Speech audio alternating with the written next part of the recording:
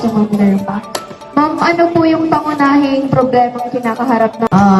Yung sinisingin or yung contribution na manggagaling sa inyo, which is sabi ko nga 810, may nakalaan doon na percentage para ngayon, hindi na lang dapat may alam tayo na yung based on our experience.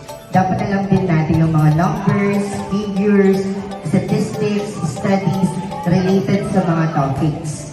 So kapag may topic tayo, dapat may alam tayong numbers, figures, and dapat nagbabasa lagi tayo. Okay, hindi na ito yung kung ano lang alam ko, yun ang isusulat ko. Dapat gusto kong parang dapat yung pagsulat ninyo ng mga balita, naiintindihan ng mas bata sa inyo. Ayan. So, yun na. Ayan. Pag nagkikipag-contest kayo, lagi niyong isipin na advance kayo ng isang hakbang or dalawang hakbang sa mga kalaban ninyo. So, magbasa kayo, be yourself, huwag kayong kabahan.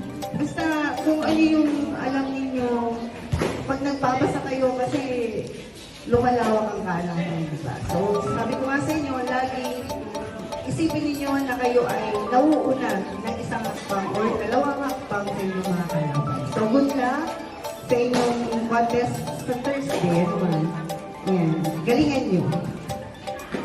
Thank you po, Ma'am and Sir. With that, we end our press briefing this morning. Palakpakan ulit natin ang ating mga panel. So, salamat po sa pag-render ng service ninyo. So, picture kayo kasama sila, Ma'am.